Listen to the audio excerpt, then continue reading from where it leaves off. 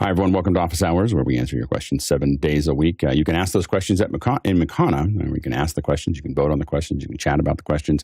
If you don't know how to get there, just go to officehours.global/join. Sign up for that. You'll start getting an email in there. There's links to our shows. There's links to Makana. There's links to Discord, all those things where you can be part of the conversation. If you don't want to do any of those things, of course, you can just go to askofficehours.global. That's askofficehours.global. You can ask those questions 7 days a week, 24/7, and we will file them in. Just make sure that they're really media-driven, and one question per line. Anyway, let's jump into the questions. Bill, what do we have? First one comes from Douglas Carmichael this morning. He says, do you see any merit to AI-based audio plugins like iZotope Neutron 4 and Toontrack EZmix 3? And he's got a link there to Toontrack. I have tried them. I haven't tried Toontrack, but I've definitely tried iZotope Neutron 4 or Neutron in general, and I just find that I'd rather do it by hand. Like if I'm going to add things, having it's one of those things where, we used to talk about match moving was an issue where we would in match moving, if you're 100% or you're 0%, but you can't be somewhere in between. And in this case, I find that Neutron gets me about 90% there, but then there's no grab onto the handle and get it to where it needs to go to finish it. So I'd rather just go ahead and do it myself. Go ahead, Bill. Yeah, it's one of those things where every time I get into something that is AI enhanced, about half the time it is fabulous and it really helps my productivity. And about half the time it makes me so frustrated because I lose control in the gaining of that efficiency. And if you want to compete in today's marketplace, there's so many, it's such a broader reach that people can do things they couldn't do before because of all the assistance and AI stuff. And in order to be singular in your field, you really do need to have more knowledge, more development, more time learning how to do things well. And that flies in the face of letting too much get automated in your workflow. Or you end up being able to do exactly what everybody else can do. And when you have to dump the automatic transmission and drive with this manual stick, you're no longer really superb at that because you haven't done it in a long time. It's my 2 cents. Go ahead, Alex. I think the catch you've always got to remember with AI is the fact that if it gets 99% the way there and the client says, can I make a small change? You can't just make it 100% because what it's actually produced isn't actually real. It isn't actually the thing that it doesn't really understand. It hasn't changed the settings in your audio app to do what you want. It's just got a monolithic, mysterious blob of mysteriousness. And the client thinks, surely you can make that small change and we're ready to go. And you're thinking, A, I can't control this thing, and B, I'm not quite sure how to do that. So it's a very dangerous thing to think that it's almost done, because that last 1% is going to be 95% of your actual work. It could be many hours. Yeah, one of the things, like when I was rendering the Queen ship for Star Wars, one of the things that we did is I had 22 passes. So I rendered every element of it separately to bring into After Effects.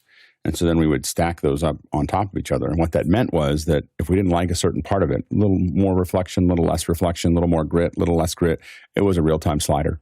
Like I didn't have to render it again. So, you'd go through the trouble of rendering all that overnight. But then that day, you could sit there and just kind of move things around and tweak them. And that was a really useful and a tool that when you're designing something, being able to, because you never finish any of these things, you just run out of time, and so making sure that you have explicit control over the things that you need to have explicit control over, to what both Alex and Bill said, I think is really, really important. Next question. Paul Wallace in Austin, Texas is up next, and Paul wonders, I'm concerned about the relationship of my Google Drive and the mirror I have of it on my Synology NAS in Austin and Hot Springs. How can I add even more redundancy and security and monitoring of performance? It's all mission-critical stuff. Mickey says, your Synology boxes are configured to automatically sync down from your Google Drive. Your local copies are verified to mirror the Google Drive, and when Synology Cloud Sync reports that it's up to date. Google provides redundancy for data stored in their DCs, where there is no need to have multiple local mirrored copies simply for redundancy purposes. So there's your answer for the Synology part. I will say that I generally don't do automatic backups. So I back things up very specifically. I put these things here and these things here.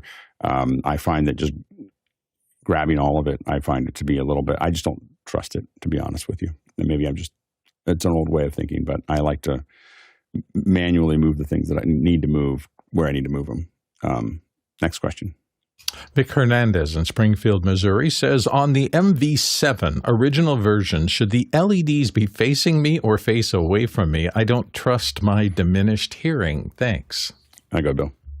My old test is I have a little piece of doggerel in my mind, and it's very heavy on THs, but S's particularly. It's Theophilus thistle, the successful thistle sifter. Sifted a siffle of unsifted thistle. I used to be able to do that every time without a problem. Anyway, if I do that into a microphone and change its orientation toward me, I can usually hear exactly what's happening, because a mic that is facing the wrong way, that has a cardioid or directional pattern, will lose those TH sounds, the S's, the crispness fast. So it's usually pretty obvious. If you're going, wow, I sound much warmer and deeper, that's probably the wrong side of the microphone. And the good news is for the MV7 specifically, it depends on all the things that you're using. Like there's the MP4, which is the new one, or MP4. That is a front address, but the MV7 is an end address, as is this SM7B. So it doesn't really matter which way the LED lights go. Typically, the LED lights are on the top when we hand it to someone, and we mostly ask them to do that so that we can see it. Because when it's controlling volume on the older one, you want to push it up. You want to push it up. We want to see all those lights. so we tell people to do it that way, but it doesn't matter. And so but it's an end address. So really, the key is that you want that mic to be just off to one side. So a lot of times, what we try to explain to people, and you can do. A lot of people will use mics in different ways, but typically, I just tell people there's a channel either side of your eye edges, your corners, that goes straight out. Just think of that as a rectangle that comes out of your head, and don't put a mic there. So don't put a mic in that channel, because that way you get plosives and everything else. If you just put the mic off, you can see mine's off to one side. You can see Bill's off to one side. Alex's is off the screen, so far off to one side, but it's over to one side. And so you have it there, and then you want to have it point right at you, but you just want to have it off to a side. That way, you're not going to get plosives. But again, with the MV7, it's an end address, so you just have it pointed right at you to make that work. If it's a little forward and pointed back at you, you'll probably do better. So that's what we'd recommend. Next question. Andre Dole in Berlin says, very weird behavior on our Constellation 2ME HD. When plugging it into power today, the display of the switcher stayed dark. Only rebooting brought it back to normal. Anyone experience similar issues? I'm afraid it will die mid-production. It's unlikely that the switcher will die, but it sounds like the LCD is dying. So you're going to need to call Blackmagic and talk to them about that. It's something that's happened in the past for us a couple times. So those LCDs do have died in the past. Under staying on for a long period of time in a warm environment seems to do it. I'm talking weeks or months. Seems to do that, or we've had that issue in the past. So what we found in the past is that it's still operational. But you just can't see anything. So if you're running it, if you look at that monitor all the time, then you need to change it immediately. If you don't look at it very often, we never look at it. It didn't really matter to us for quite some time. So, but it is something that if it's still under warranty, I believe Blackmagic will replace it for you. Next question. Lois Richter in Davis, California. Up next, I have an MP4 file with dimensions of 2048 by 1152 and the codec H.264 MPEG-4 AAC. Trying to reduce the file size, I used QuickTime to export it as a 720. The new file is 1280 by 720 with the same codec, but the file size is 3 times bigger. Why? Go, Bill.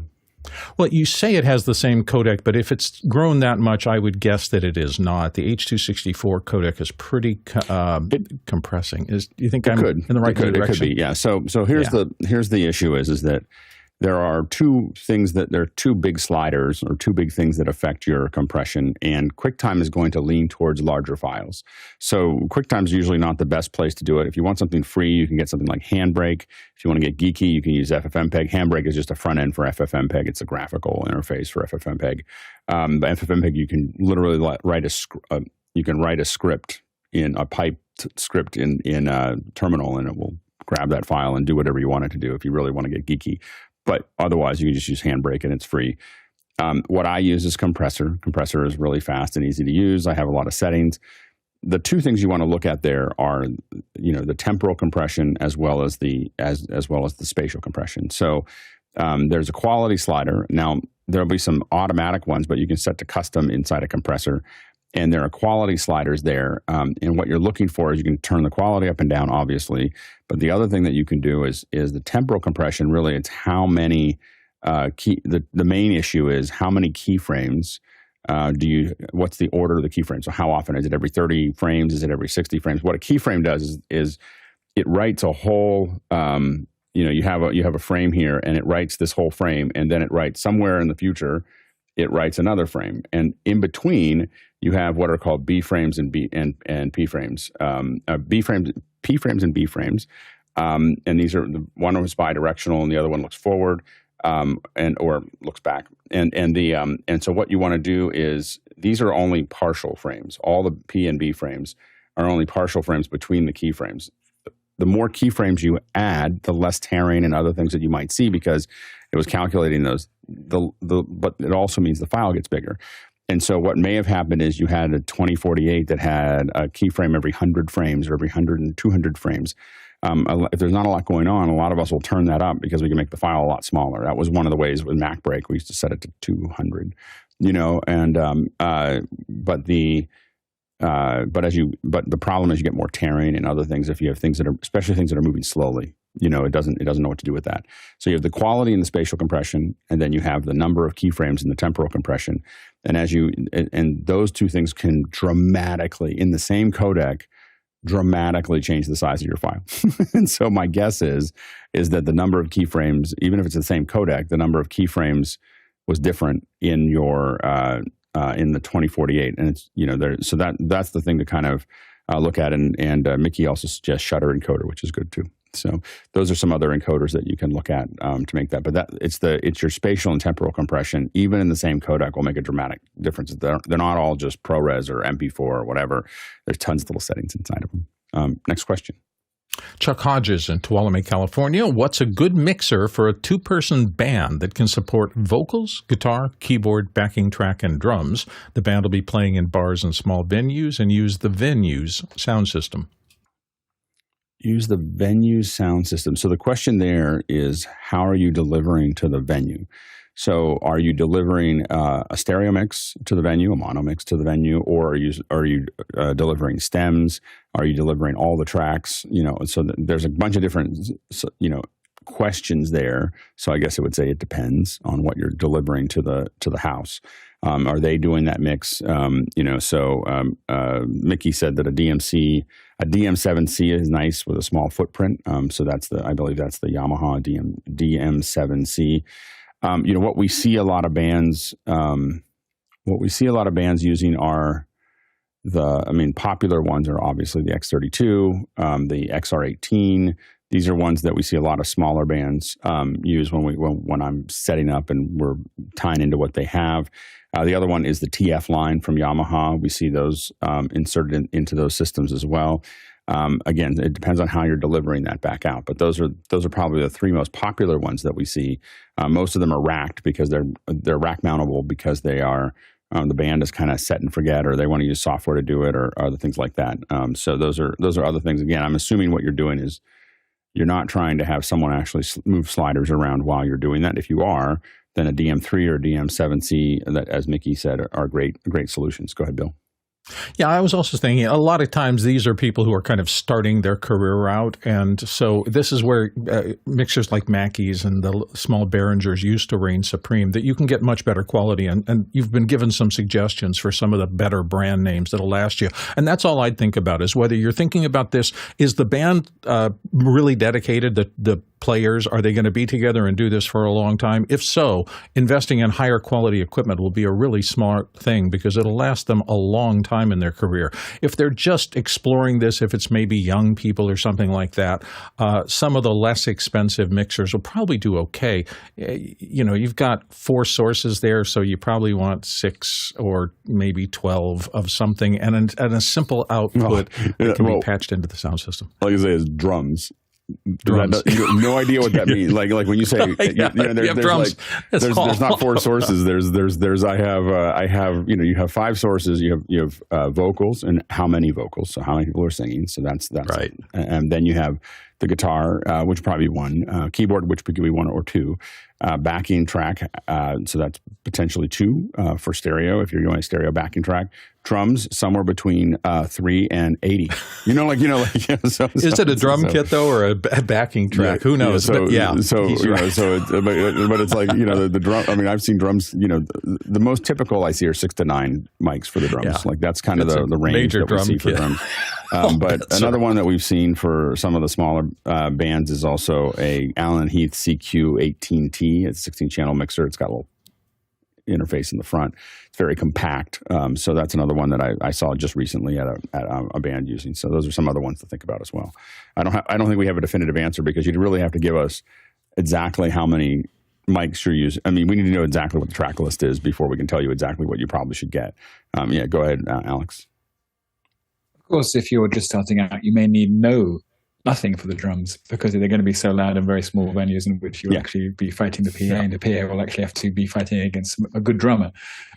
But I know little of such things, I must admit. But it's a matter of where you're going to do a fold-back mix, all those kind of stuff. And that's true. Monitor mixes.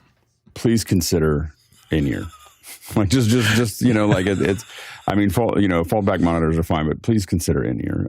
It's just that I'm trying to help my daughters in a couple bands and trying to help them get all to in-ear because it just makes a better mix and everything's better with in-ear as far as I'm concerned. So in-ears are superb, but be careful because if the band is playing in in-ears and they're kind of in control in a small bar situation, I have seen bar people keep trying to turn it up to get over the crowd and it gets ridiculously loud and the band can't really tell because they're entirely fine with their in-ears. It's just a weird balance. This is learning time. It's great. I'm a little obsessed with my decibel meter, so I'm always at venues. I was at the Wilt show a couple months ago, and it was we were at the stage, and it was between 120 and 140. And of course we both had earplugs in, but I felt bad for everyone else around us because I was like, that must have been really painful. Anyway, so next question.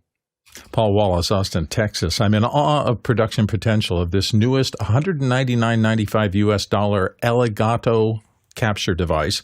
What would be the limitations and advantage of it for video capture beyond gaming and into production? This is the Game Capture Neo, and it's really designed for gameplay. It is HDMI in, HDMI out with a USB-C connection so that you could capture it and put it into OBS or to other things that you're playing games with.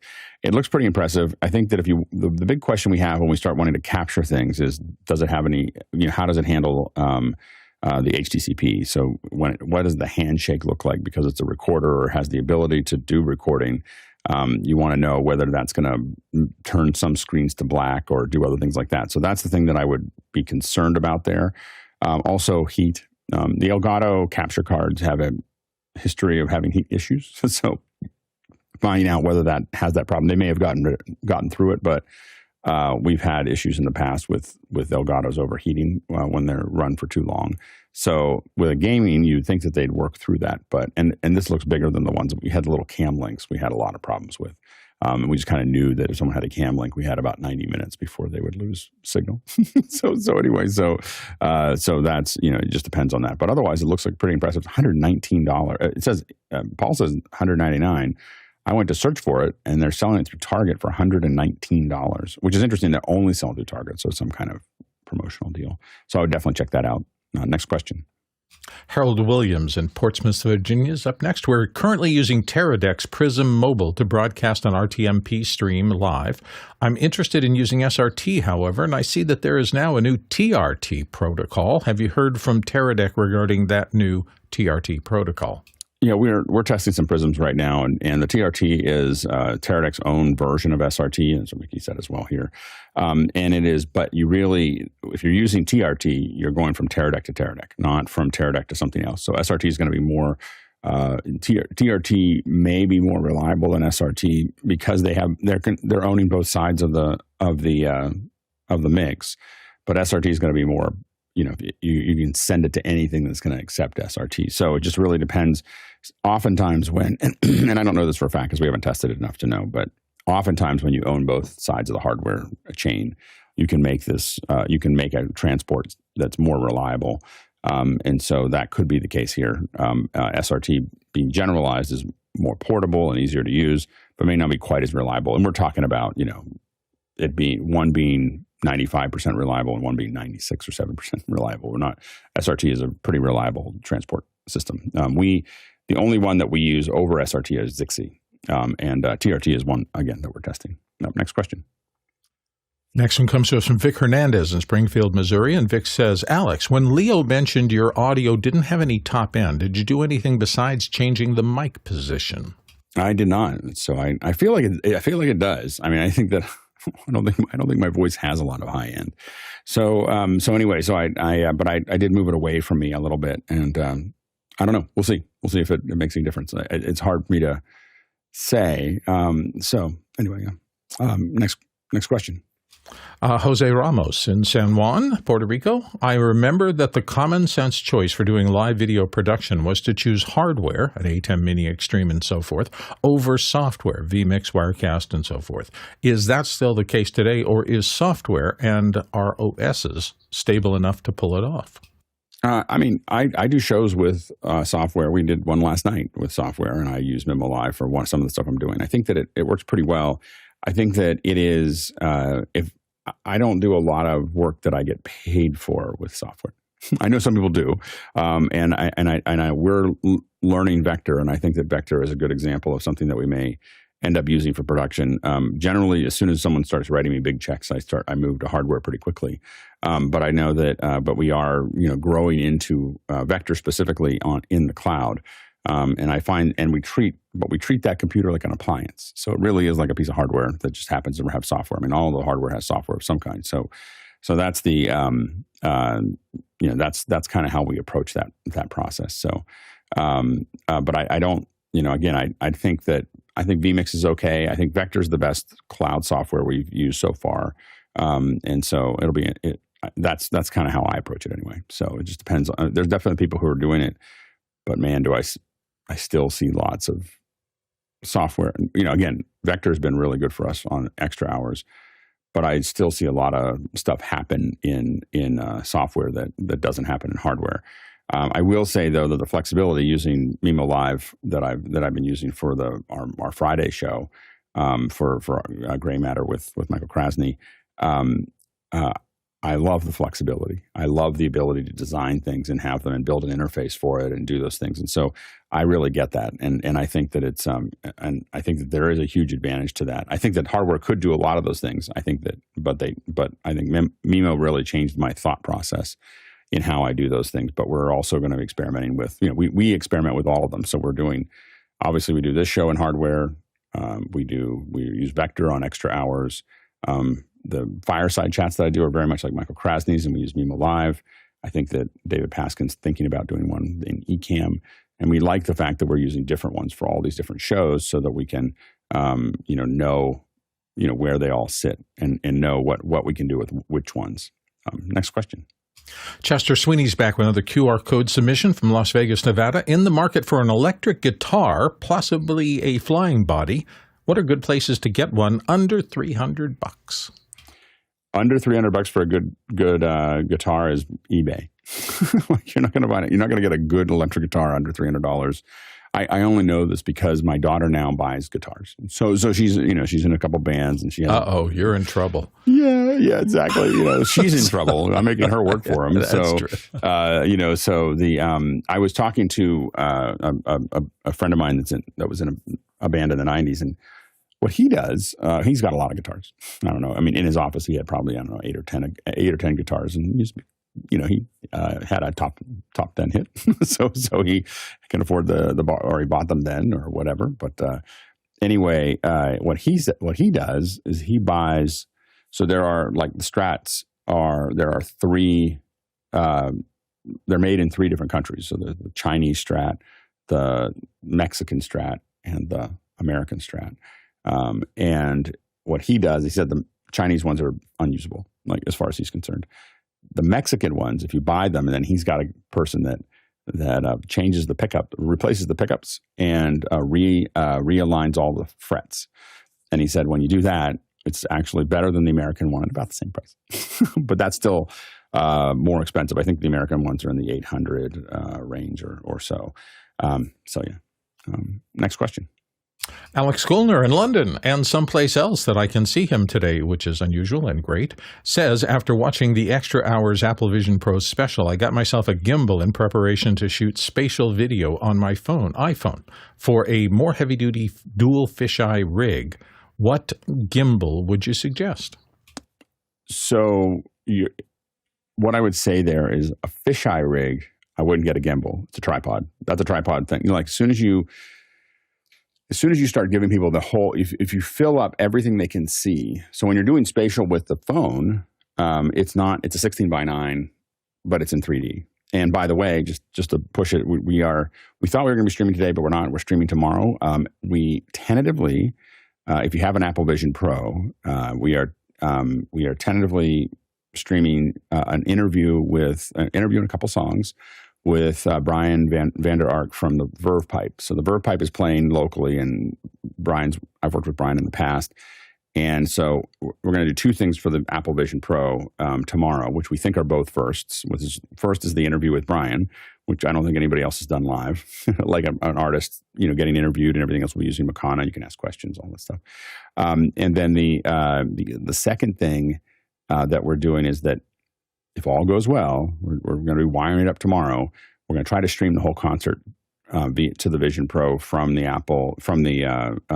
phone. So we're going to hang the phone from a rafter and have that all rigged up. I have to take the phone because I only have one iPhone 15. And I almost was ready to buy another one, except for the fact that the 16 is coming out in a month.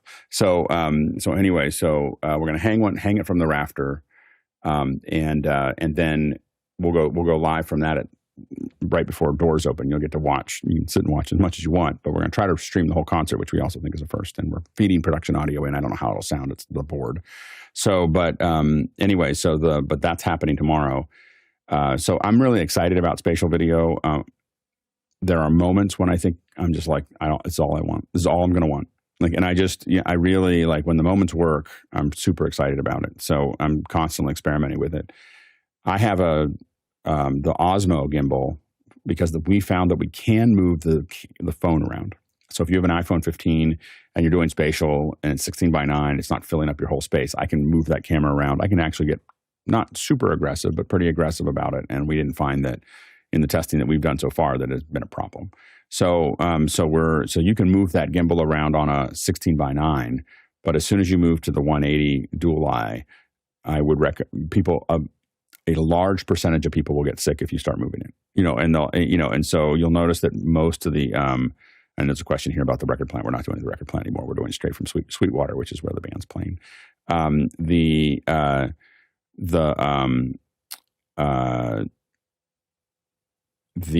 So once you get into 360 or 180, and I've done a lot of both of those things, what happens is that especially go to higher frame rates, the mind will start to really see that, and it's starting to think of that as reality. And you can start to get people, 30% of the population will get pretty sick pretty quickly if you move it. The other middle 30 will be, they'll feel it. And then there's a 30% that won't feel anything. So you're like, yeah, sure. So they were very low performing inner ear. So anyway, go ahead, Alex. What if that's equivalent to earthquake survivors? Yeah, exactly. So I really enjoyed the Extra Hours from, I think it was that last week or the week before last. It was really good. But I only watched it a couple of days ago. So I got myself an Insta 360 Flow Pro. And that should work well. Yep. What's good about this one is it'll actually allow a bit of tracking and a bit of controls and stuff inside Apple's camera app, because it's the first gimbal that's dock compatible. Right. So it's only a month old or something like that, which means that in theory I can change I can tap something and it can track it. Now, so that's good. And also I like the idea of having the DJI one, by the way, will not do stereo, but it will let you control it and track around and so on and so forth. I find that I don't like tapping the screen that much. I use the Osmo one, but I just like trying to frame things, with what I've got. So I think what happens if you press, I've only got it 24 hours ago, but if you press this trigger, it'll lock to that thing and track it, and it'll actually work when you're in other apps. So you could actually use it in Zoom and things like that, although I haven't got it working on this yet. If I move to the left. Now, do you have a Vision Pro as well? No, I'm doing this and spending the $140 in order to see and explore if I should get a Vision Pro, or at least see if I could maybe justify. I should get one, then return it. And in the UK, and you have a 15, right? No, I actually have an iPhone 11 Pro, so I'm going to get the 16. Sorry about that. You need to get 3 16s, an iPad Pro, and then all the gimbals for them, and then you'll have the most current production system for 3 camera shoots you could find. The funny thing is that we were talking about the fact that with, and by the way, if you're interested in the Apple Vision Pro, you got to sign up. If you want to see the feed that we do tomorrow, you got to go to streamvoodoo.com/spatial. So that's the one you want to go to there. So, and sign up for that, and we'll send you an email that sends you the link, and you can open it in their app, and we'll also send you where to download the app. In the app, it could theoretically open multiple windows. So what we realized is that, I could give you, if I had 3 streams, I could give you 3 streams inside the app, and we could have one over the drums and one over, and you could just literally just move them around. Like, oh, I watch this, So when I buy the 16, I'm probably not going to get rid of my 15 for now. Or when I say get rid of them, you can give it to my wife. She's going to have to hold out for a little while. She doesn't care. She's like, sure. She's got a 13 right now. She's happy with it. Anyway, so I'm probably going to keep it so that I can try this multicam idea. So I think it'll be fun. No, that sounds really cool. I mean, I think, on the one hand, I should be exploring 360-degree video because I've actually made some Final Cut plugins that do 360 effects. Because they're mono, which makes life much more straightforward when doing effects. Yeah. And in theory, I have some expertise left over from making 360-degree video on the previous wave back in 6 years ago. But so now thinking, what could I do to make the most of the Apple Vision Pro at the moment? And it's interesting from seeing from extra hours. It's very interesting seeing that the reason why I got the gimbal anyway is because I was going to be getting a new iPhone, so why not? And but I'm also interested in the nature of this dual-fisheye stuff. I've been recently complaining on forums. Dual-fisheye is not real 180-degree video because you don't get it and all that kind of stuff. And then I've been reassured, luckily, that you do get a reasonable 3D effect for most of looking left and right and stuff like that. Yeah, I mean, you get some. You definitely, there's definitely an area. It's probably 90 degrees that is really 3D. And as you go further over, you get less of it, and on either side as you process it. Because remember, 180-degree lenses will see each other, like when they get on the inside. But I find it to be a really great experience. I think that it's I've talked to a lot of folks that are just like, oh, that's all I want to watch. And I think that what I'm building up towards is that I think that the Blackmagic camera, if performs if it's able to do live, which I don't know if it will be able to. Like the first version of it, I don't know if it'll be able to output a live feed at the bandwidth that it's designed for, which is, we're told that this should be capable of 8K per eye at 90 frames a second. And that is an incredible amount of content, of data. So we, and even compressed coming out of it. I think that I understand that there's like 4 Ethernets on the back, and so it could theoretically pull 40 gigs a second out of it. It's interesting that the press release for it does refer to at least using the Apple Vision Pro to be able to see the timeline in the resolved timeline inside the Apple Vision Pro. So their workflow is going to be very interesting from that point of view. But it won't be. I think it'll be it's a recorded timeline, but not it's So I think that it may be a little ways out, but it's pretty exciting. Thing is that as used to be a videographer, and I define a videographer as either an editor who's not very good at shooting, or a camera person who's not good at editing. I was sadly the editor who's not that great at shooting, but I managed to get some people to pay, luckily. So in theory, I'm trying to see if I can get into this without necessarily getting the whole kit and caboodle, in terms of getting into, saying to people, yes, invest in me. invest the money that I need in order for me to be a shooter for this immersive video. Like, the reason why I mentioned the gimbal is because I saw this app called Explore POV. I don't know if you've used it yet. And in his behind-the-scenes video, he showed using one of the Canon dual-fisheye with a gimbal. Yes, moving very slowly, but also carefully, by definition, obviously, because he must have done some tests and realized. So it's just exploring that. But really, my edge is really thinking about in terms of motion graphics and also rules of editing and how to set up multiple immersive cameras and how to cut between them and what the transition should be and how to do the staging and framing, which I find very interesting. And we had the opportunity to do that because I did a lot of multicam shooting with the Ozos. So the Nokia Ozos, one of the big advantages was that they delivered on one SDI a muxed signal, so we could pull it out, and so we would be able to put it into our routers and everything else. And so it's kind of like ASI for video, ASI for 360 or whatever. So anyway, what was great about that was that we were able to cut. So we were cutting. The most cameras we cut between were 6. I had 6 Ozos at one time, and so they were the first. The first one was 60,000. The next 2 were 30,000, and the last 3 were 7,500. So they kept on dropping in price. So I had a bunch of them, because of the price changes and because of the amount of production we got, they all paid themselves off. Fortunately for me. But we were able to do that. And one of the things we found was that the transitions had to be pretty quick. You can't spend a lot of time going between the two. But they didn't have to be cuts. We did cut between them. And we didn't find that it was as problematic as we thought it would be. What didn't work is if you cut between 2 cameras while one of them is moving.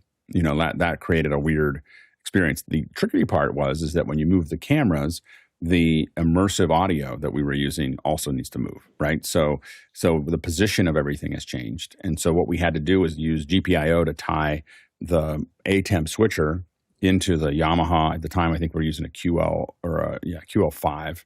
And what we would do is change scenes when you cut. So when you're cutting, you just see you see all the motorized later, and it was basically changing the position of everything as we cut. And we thought that would really drive people crazy, and it did not.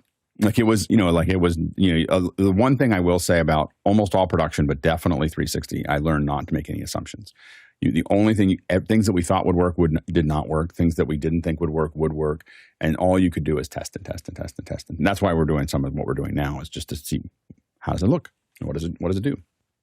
I mean, I was really surprised by this mistake Apple seemed to make when they were doing their soccer highlights show. That it seemed to take 6 or 9 months to make, and they seem to be making mistakes that were worked out back in 2016, but not to do. I felt that was the case for most of what Apple's done so far. Has been what feels like 101 errors. They have a handful of moments that are really there's a couple rhino moments and a couple elephant moments that are just like, whoa, like you feel like it's right there. And I think that so you can see the hints of what's possible. But the only thing to do is to do lots of it, and I think that it is, I think that the hard part for Apple is they'll do everything at a very high quality, and it slows down iteration. Like what we did when I was doing all this work, we were doing all the lots of R&D for Facebook primarily, or Oculus, and we just shot all the time. We're just shooting all the time. Like we're putting and we had cheap cameras, and we were destroying cameras, and we were doing all kinds of, let's just figure this out. And we found that it's really compelling to be in the middle of a basketball court, but when someone backs into your camera, it's the end of the camera. so anyway, so those are the things that were fun. So, yeah, go ahead. There's one thing I've been thinking about, if you don't mind sticking on this subject just for a moment, is that if you got 180 degrees and you've got a soccer game or a football game, and you're moving, and all the movement is moving between, let's say, 10 degrees to this side, and then you're moving to, 35 degrees to that side. If you cut to another camera, which is a bit strange, and maybe you shouldn't do it anyway, then it's hard. If the movement's going this way, then when you're looking over there, and then suddenly all those players and the ball are actually over here again. So what do you do about the I've done multi-camera and stuff. What I've done is I've done multi-camera, but I will say that I vastly prefer, and the reason we do multi-camera is because of resolution and everything else. I vastly prefer one camera. So like in general, like you'll see me doing tests, and I want for a live event to get as high frame rate, high resolution, and as immersive as possible. And I want it to be one camera. I want it to be as if I was sitting there, not, so I want to, so when I'm focused on what I'm doing, and I'm doing lots of different versions of this, but we find that even with anything that's full frame that really fills up the space doesn't necessarily work. I was talking to my son about Terrence Malick as a good example is, I was like, you can't really watch his films anywhere other than a theater, in my opinion. Like, you can't get it. You don't get what he's doing. Like, it just looks boring. But you go to a theater and you're exploring, in what he does. These long shots, and big, scenes and everything else. And so, but in the same way, when the main reason we worried about it was our resolution was constrained. As we get to these 8K per eye high frame rate, and I think that, I believe that I have no evidence to believe this. I just believe it. But I believe that the next headset from Apple will go two different directions. One will be less expensive and probably be very close to the same specs we have now, maybe a little bit lower, but probably they'll take a couple things out, but it'll probably be about the same performance because they will have amortized the cost of the production at that point. And the other one will go the other direction, which is going to be probably the same resolution but higher frame rate. And so on and so forth. And so I think we can get to at least 8K per eye 120, which I think is a magic. The 90 is just below magic, in my opinion. I think it needs to be just over 96 frames a second is when we start to see where your brain just clicks in and goes, oh, I'm looking at a scene, and 8K is the MVP for that experience. And you really want to be really at 12K, is where you really want to get to. But 8K is, unlike if anybody's put a headset on in production, like one that is in the public, you've never seen 8K per eye, and it is a completely different experience. Like it's not the same. The thing is that the distinction I like to make about frame rates is that you've got the refresh rate of the actual, how responsive the headset is when you turn your head. That I understand should be 120 frames a second.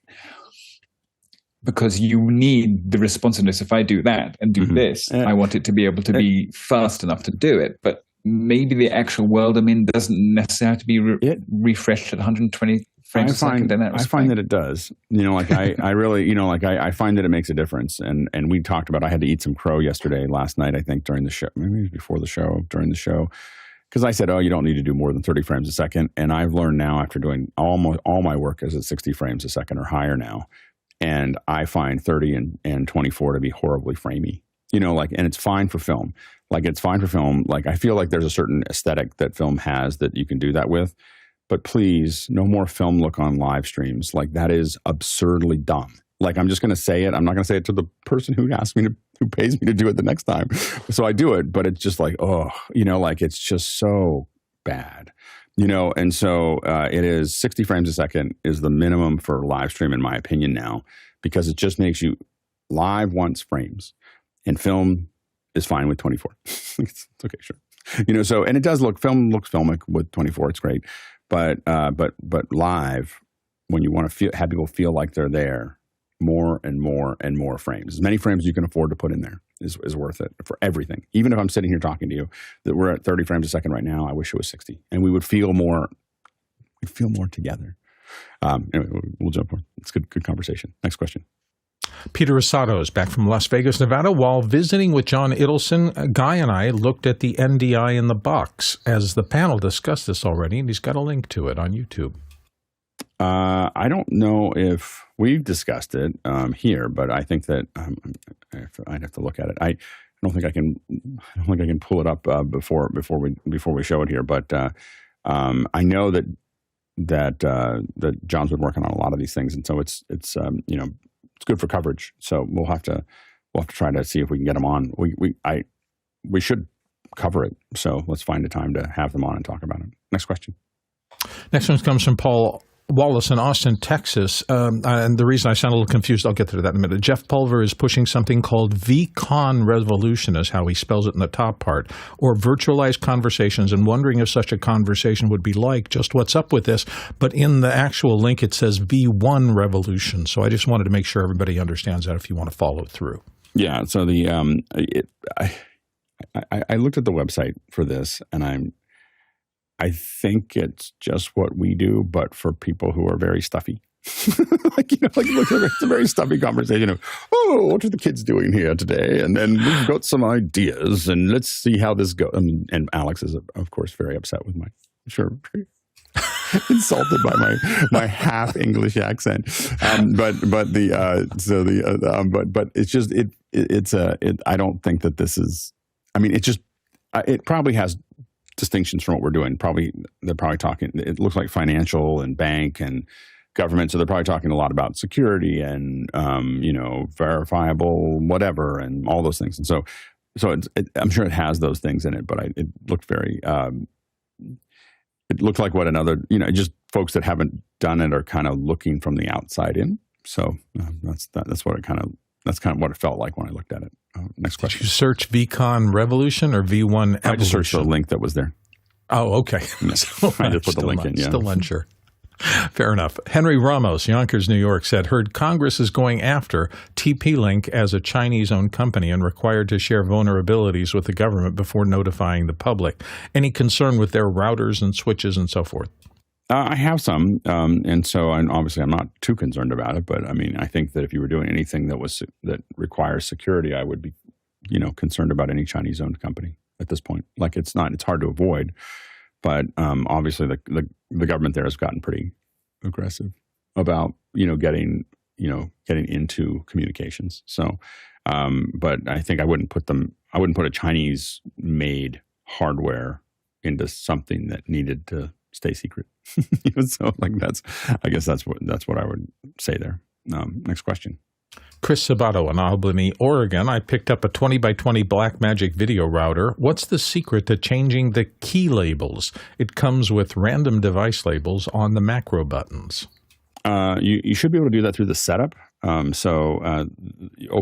have the router set up, and there's two apps, like many things with Blackmagic. There's an operational, but it's the as Mickey said, it's use the video hub control, click the gear icon in the lower left and go to the edit buttons, and so you can edit those out. You can also, there is a way, and I haven't done it for a couple of years because I haven't been accountable for it, but there is a way to take an Excel spreadsheet and tie them. It's the physical keys. The physical keys someone put them underneath the keys. I'm sorry. I think that those keys pop out. And you can put other things in them if they actually put things on the physical keys. We don't do that very often, so I have to think about that a little bit. But I believe the keys pop out, and you can put stuff on. There's like inserts for them. I'd have to look at it again. Like we just never got that far. We always just knew what the keys should be. Next question. Philip Oler in Katona says, looking for AI editing tools to easily reduce a tennis match down to just the points and remove everything in between. Go ahead, Bill. This seems to me, I just used this as a thought experiment and said, so how would I try to program something to do that? What is unique about the points? And I guess they all start with service.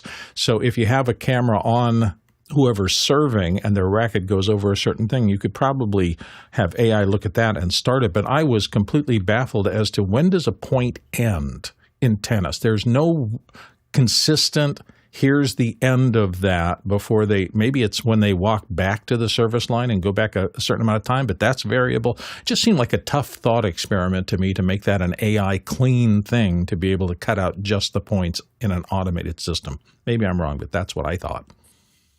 Go ahead, Alex. And then you've got the same problem again to the extent of once the edit is generated, what if you need to make some changes and what is produced by the tool? You could end up with a video file, and of course the AI doesn't really understand what one frame versus another is and might not even know the difference between two frames is actually a cut. It's just generated it from an MML. Now, of course, I'm doing the large language model thing, as opposed to, in this case, this being a tool that should be inside an NLE, really, or should be creating XML that is then shared back to the NLE, and then you get an edit that you can do a little bit of work with. But I haven't heard of such a thing. But I think that's interesting. You may be able to do a bit of AI on the audio about the result of the point, but the start is quite hard. You could certainly do it if somebody was in the crowd with just a button, putting a little bit of metadata on there saying point start and then point end. And if you could match that metadata to the continuous, you could do it that way, but still needs a person in there to know when the point ends, I would think. Next question. Paul Wallace in Austin, Texas. Nigel Dessau has a stunning graphic AI in his Substack. Talk about the effectiveness of his newsletter and if you would start a Substack. And he's got a link to Nigel's Substack. And here is this picture. This is great. Nigel is doing great work on his Substack, and so if I could write like Nigel, I'd probably do a Substack. But I've written a couple things. I'm on Substack somewhere. I've written a couple things, but I could not write this much quickly. I'm not a real text person. So, but I think that I think Nigel's voice is very good. His writing voice is really good, and his regular voice too. But he's been on our panel quite a few times, and he's definitely a key part of Office Hours. So, this is a great example, example of using AI where I think a lot of times we're talking about copyright. I'm assuming that's AI. So, and it's a great example of putting something up that kind of illustrates what you want to talk about. And you're not worried about whether people, it's not about copyright. It's about an illustration that gives you a visual. Yeah, go ahead, Alex. He's got a lovely writing style, but I just don't understand what he's saying. His accent is just too strong for me. Sarcastic, of course. Had to get back to the accent topic. What I do like about this illustration is the fact that it's not hiding its AI-ness. So essentially what it is actually creating a style and using AI style to actually say, I'm not trying to make this look like clip art. I'm not trying to there's no disguising it. It's a certain stylization, which is good, which is a bit like the way that Apple Intelligence is going in terms of not trying to fool anyone about creating something real. It's about creating a style that you like and making something out of it. As regards to Substack, the funny thing is that I've been subscriber to Stratechery for 11 or 12 years, which Substack is kind of based on. And I remember somebody about 10 years ago saying, you should do one for video. It's just like Stratechery, which is about the AI, about the technology and business. But unfortunately, I think I'm a little too lazy. I don't want to put all those hours in. I'm like, oh, that's a lot of words. I'm just like, I did spend a couple of years doing a blog post a day, which at least I think improved my writing a little bit back in 2006, 2007. I just didn't enjoy it. I think that's the problem for me is like this I enjoy, having a Q&A and talking with friends about the things that I'm passionate about. I think it's great. This works well. And I like the fact I don't really after doing, 10 or 12 years of live, I did a lot of posts before. I'm all post before live, right? So until 2006 or so, I had a decade of just a heavy duty post, and I got into doing live. And I have to admit that I still do post, but usually as it's in conjunction with some kind of live activation, and I often try to get out of the post part, or I hire somebody else to do it. like how about you guys do that part? And because I don't particularly. I notice that I don't particularly enjoy post. If it's part of a live activation and I have people that I can hire, like I've hired Alex to do some of the graphics for those things, and hired Bill and other people that we've had working on these things. If I can hire somebody else to do that work, then I'm okay with it as long as it's kind of invisible to me. But I don't like actually putting my hands on it that much. So what I did like about working in the conference industry from 93 until 2001 or maybe 2004 was the deadlines are always fixed because 3,000 people are going to turn up at various airports and they all need to be shipped somewhere. This is the old way of doing events, which meant that whatever happened, it will be over. Yeah, so that's when you're going the worst possible moment, you just go, August the 28th, they'll all be flying home, so I don't have to worry. What I liked about live streaming for so long, Pixel Core was just brutally busy for quite some time. And I would literally we'd finish an event, we'd say our, whatever to the client. We would talk about anything they want to talk about. We'd say how it was great to work with you, blah, blah, blah. And we, have our pleasantries. And then we'd step out of a broadcast truck or step out of our whatever.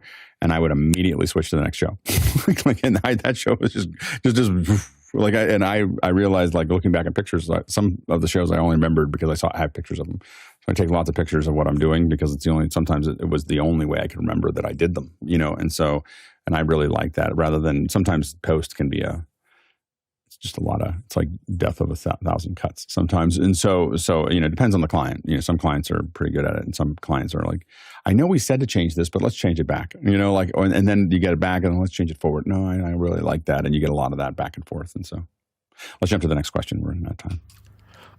Douglas Carmichael says, what horror stories have you had shipping gear? I haven't, knock on wood. I have had very few. I had some gear that was lost for a moment. I've only had gear lost one time, and that was when I was flying into Rwanda, and it was KLM, and they delivered it back. One thing I will say is that they delivered it because I took pictures of my slips. I always take pictures on my phone of my baggage slips, because I lose them, and so I lose anything physical. And so, if you hand me a check that I have to hand my wife at something, and I'm driving home, by the time I get home, I will have lost it. And so I don't even know where. Just like either. So anyway, so I take pictures of everything so I can remember them, and they scanned those and immediately knew where they were and got them out. So that was the only time I've ever lost gear in a shipment. The Heathrow, when Heathrow first opened, they had Heathrow 5, the Terminal 5. They had a problem with baggage, and it would go up this thing, and then if the baggage was not the right size, it would fall a long way and hit the ground. And we had a cable, case that was a Pelican case. I didn't know you could shatter a Pelican case, but you can. Those guys are pros. They can bust anything. We must have had to hit in just the right way, but we got it came out in one of those bins, and it was just pieces of Pelican and wires all they just picked the whole thing up and threw it into a bin and put it in the baggage. But that was the only one and we've had lots of little things so when I say horror stories, breakage is something that we just kind of accounted for. So there was, we'd lose lots of monitors and teleprompter glass is the two big things that we would lose. We've slowly got good at, with the monitors, we would get plexiglass, and on all of our monitors, we had a piece of plexiglass that matched them with Velcro on the outsides, so that you could just snap it onto the front and protect the glass. And that fixed most of those problems. Yeah, go ahead, Alex. This wasn't about shipping something, but it was about accompanying something through customs. I was arriving in Dubai once, and then suddenly I was given two trolleys to push, and everyone goes ahead, and I suddenly realized I'm going to have to stop and show this carnet of these objects. I don't even know what they are, and I have to go, yes, I packed them myself. Here's the card. Say stuff that I know is obviously not true. And these people I didn't do that to you, did I? Go, no. I've been to so many shows. I was like, did I do that to Alex at some point? Because we've done that a lot. It's that kind of thing where some random person suddenly has to be responsible for something really important, and I ended up being that random person. But it ended up being fine. They just looked at the pieces of paper, and they looked boring enough for them not to want to stop me. So I said it turned out to be okay. But I was ready for 2 hours of this way is the wrong amount. For some reason, you just reminded me of one where we were in Berlin. When you land, you get out, and then you have to go to this little elevator to go up to customs to do the carnet. And we were trying to get into the elevator, and I pulled the 1650 or 1640 off the top, and the next one fell. It just fell. But because I was holding the other one, I didn't even see it. I didn't see it falling, and it landed on its corner right on my toe. And as soon as it hit, I was like, I broke my toe. I just knew it was broken. And so I had to sit down for a second and just gather myself. But I still had to get through carnet. So I just hobbled with a broken toe up to the carnet. And then the U.S. Customs had stamped the wrong page. And the one country you can't do that with is Germany. They're like, we cannot, we can't do this, and you can't go in and everything else. And I had to call the German commerce, because the person that we were streaming for was very important, and said, hey, there's a stream tomorrow. You guys have it in all the papers. And if I don't get this gear over here, there will be no stream, and no one will see it, and people will be upset. And the Berlin Chamber of Commerce or whatever talked to them and released the gear, but it was, they basically put up the Berlin Chamber of Commerce put up some kind of bond for us to take the hardware and bring it back. It was fun. I like the idea of you doing this while you're actually in shock and your body is full of adrenaline, and you actually saying, it's time to pass out now. What's funny was I was getting very close to passing out, but I have a funny thing that when I go into a stress situation, I can't feel anything, which makes me good at live. If you stress me out, you'll suddenly see me just go, and I just stop. And so I get really, really stressed, and then I just stop because I literally cannot feel anything. I can barely feel my hands, like when I get stressed, and then I just operate very flatly all the way through, which made it good. Again, good for live. Go ahead, Bill. I've been pretty much okay in big airports. My problems have always been in smaller ones, particularly if you can't get on the right size airplane and you're having to send, you've got a good little bit of equipment to bring with you. And I have had circumstances where we've had to send some things air freight, something via truck, and some things in cargo on a Greyhound bus to try to get them into a small location ahead of time. And I'll never forget, I spent a full day, I mean like a 10-hour day, and most of it was spent sitting in small offices waiting for a small transport carrier to arrive. And I just kept thinking I could be doing so much more with my life than sitting here. I mean, so on the other side of this, I can say, and I don't have any relationship with them or anything else, but there's nothing more luxurious than using Rocket. There's a band, not band. Yeah. There's a company called Rocket.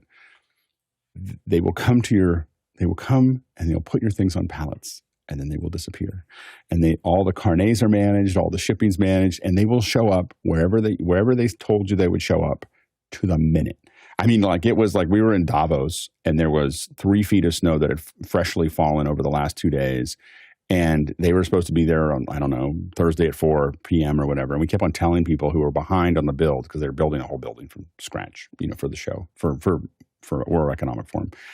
And we told them, hey, our truck's going to show up at 4. And they're like, nothing is on time. Like, have you seen the snow?